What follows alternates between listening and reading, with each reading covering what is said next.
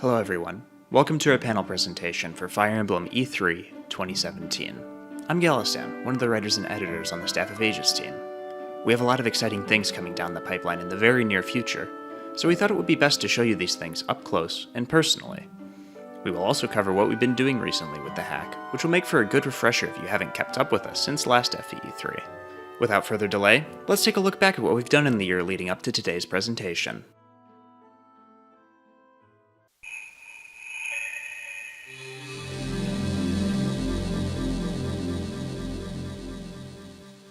Last year, we unveiled the final 4 chapters of Staff of Ages' first arc, in which Belle reunites with Sawyer and Owen to go take down Seneca. We were very proud that we finally made it to the thrilling conclusion of the story we started setting up way back in 2015. And while we were very excited to continue forward, we couldn't help but look back at all the things we thought we could do better. As such, while Arc 2 has been steadily progressing in the background, we dedicated some of our time and energy on polishing up Staff of Ages' first arc. The first thing you may notice when starting up a new playthrough is the new skill system.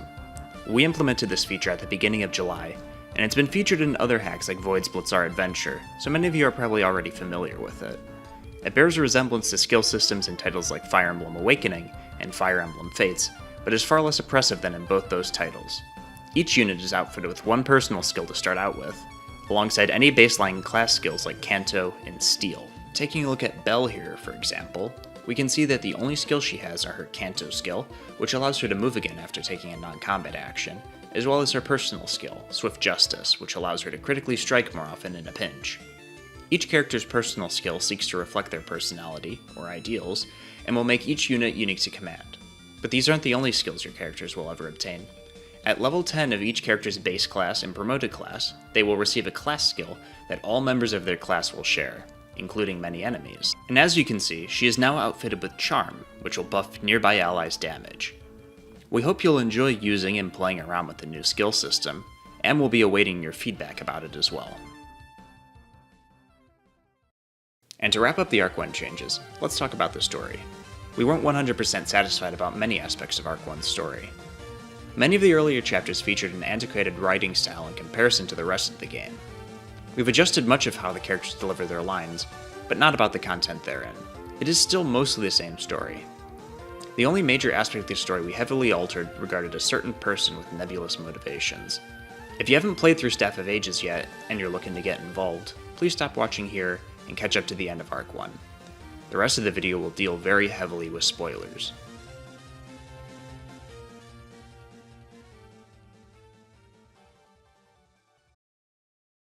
Federica's character was challenging for us to do right the first time around. We were excited to meet our FE3 deadline and neglected several aspects of her character and the things she affected. These changes have been resolved to a point in the current build, and we're happy with where she stands in the overall narrative now. We hope you'll appreciate these fixes as much as we do, and we hope you're looking forward to how her character develops as the story progresses. In addition, we made some minor miscellaneous changes that don't interact too heavily with the overall narrative, but will impact certain characters a bit more heavily than others. Bergenstein no longer give away Oberon's tactics in the Fortudan Civil War, and instead highlight Seneca's actions atop the throne. Seneca's assassination of Queen Calvesta also plays out a bit differently, giving more substance to Calvesta and Seneca's motivations. Finally, a few pieces of King Oberon's dialogue have been changed to make him more intimidating. He also takes damage when Seneca takes a cheap shot on him. We hope that these changes will improve your overall experience with Staff of Ages, and lay a good foundation for what we expect to deliver in the upcoming months.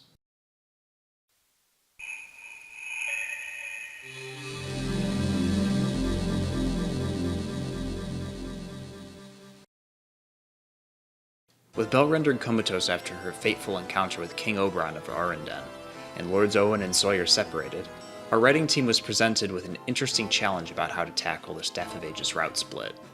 With the Lords venturing to different parts of the continent of Velhari, we took this as an opportunity to develop each of the new leads' personalities. Whichever Lord you pick to travel with, you will get to know on a very close basis. Since Sawyer won the Serene's Forest poll, with 112 people pledging their support to him compared to Owen's 96, we've chosen to showcase the first chapter of his route at this year's FEE3 presentation. If you choose to follow Sawyer's path, you'll venture from Fortuda and into Velhari's easternmost territories, Gahum and Espatha. Along the way, he'll meet new allies, encounter dangerous new enemies, and discover the role these two territories will play in the inevitable confrontation with Arrendan. Owen's route will proceed into the frozen heart of Tosca, a tsardom ruled with an iron fist and an unwavering loyalty to Arrendan. Owen will encounter friends and enemies of his own, all while the primal forces of the land itself slink silently in the shadows. The Arc 2 route split will feature 2 new, distinct stories with 8 unique chapters, 6 new and exclusive characters, the promotion feature you all know and love, new music, updated and polished animations, and opportunities for units who have stayed behind in Fortuita to continue their training in 2 shared side story chapters.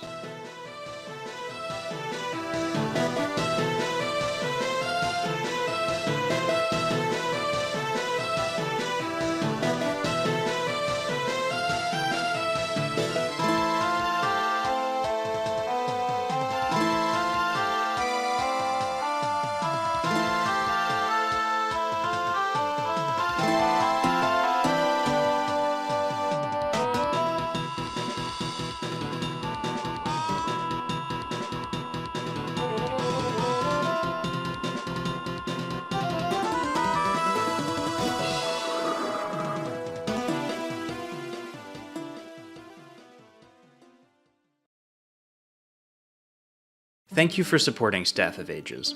We hope to announce when you can get your hands on the first 4 chapters of each route soon, but we will continue working diligently to release them as soon as we can. Please enjoy the rest of the FEE3 presentation, and support all the other fantastic content creators in their endeavors.